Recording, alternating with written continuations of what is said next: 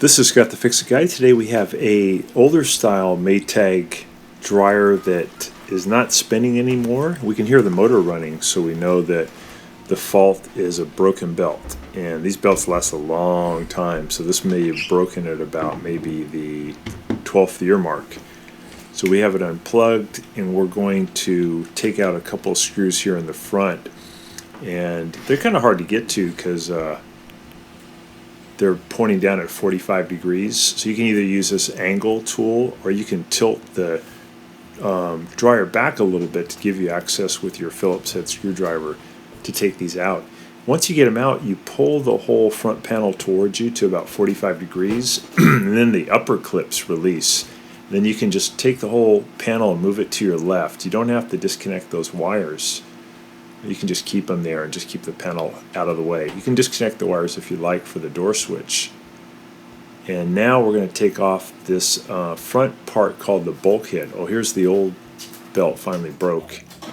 But they last a long time.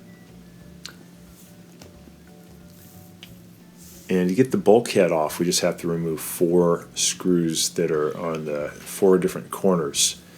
Somebody had come in here before and maybe lost a screw, so they ended up using different types of screws. So some were bolts, some were Phillips head screws, but usually they're just these bolts. And you remove the 4 of them, and then you can just pull the bulkhead off, and that allows you then to get the new belt put over the tumbler.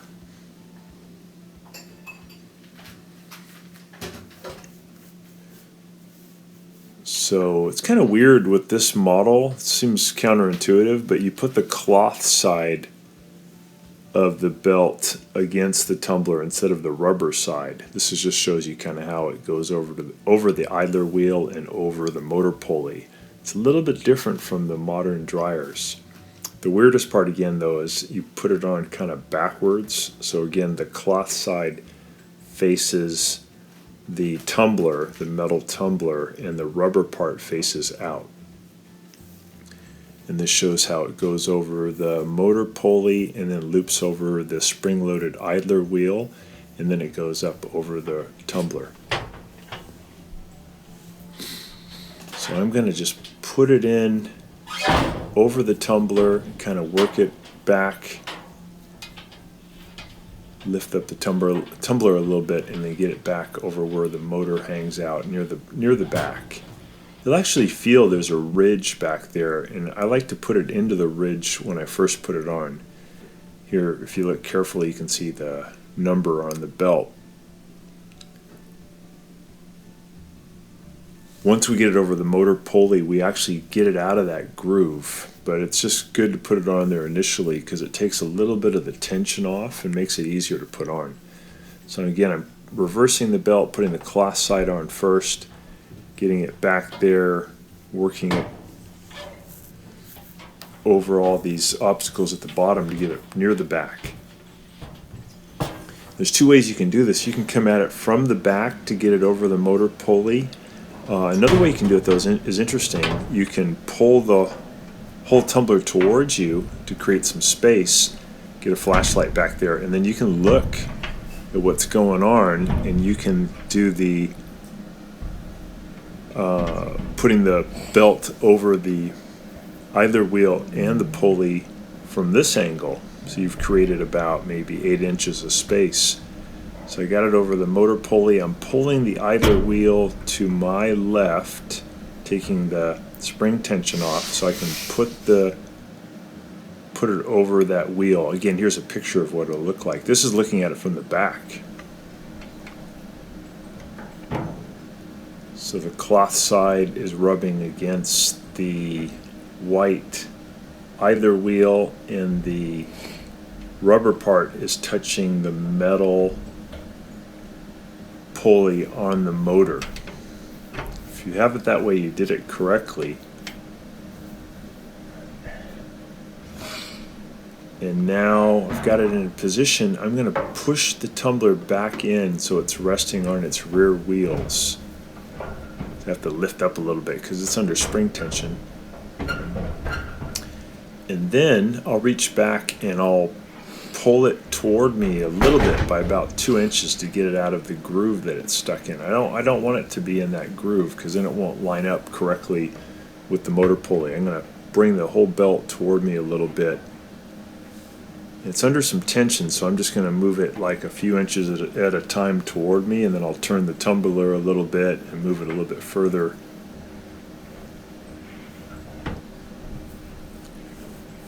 I'll reach in underneath, do the same thing.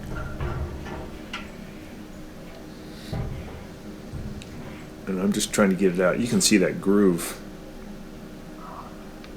Now I'm looking in underneath, and I'm going to reach in. You'll be able to see it here with the flashlight. I'm going to reach in and grab the belt to pull it out of that groove, just bringing it toward me a little bit.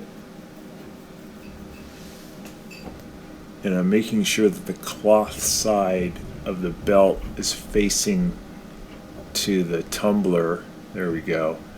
And the rubber side is facing out. And then I'll turn the tumbler a little bit, and then I'll just keep doing that to make sure that that belt is on there correctly before I do my reassembly.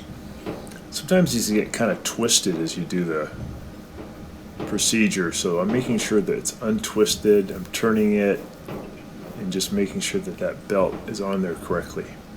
So do make sure it's not in the groove, but it's pulled towards you by about 1 inch to 2 inches.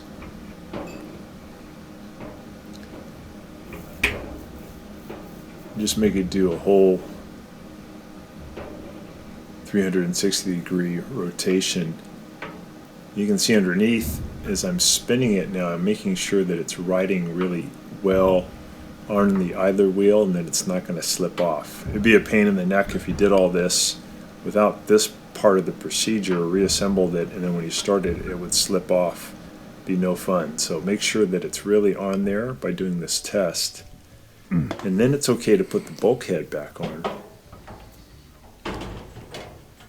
So we're just going to push it into position. You know, kind of you push it in and let it sit down. It has a couple of catches that it lands on, and you're going to put those bolts back in. One thing to be cognizant of is in the lower left-hand corner of the bulkhead is the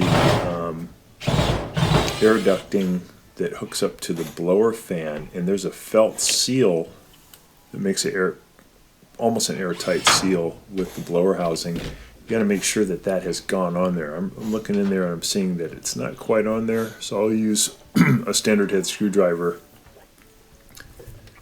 to get that felt seal right onto that ducting.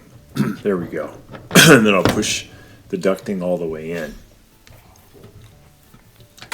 Make sure it's fully sealed, and that way the airflow is really good. So we got it. We got the belt on there. We got the bulkhead back on. The seal is in position, and now it's okay to put the front panel back on.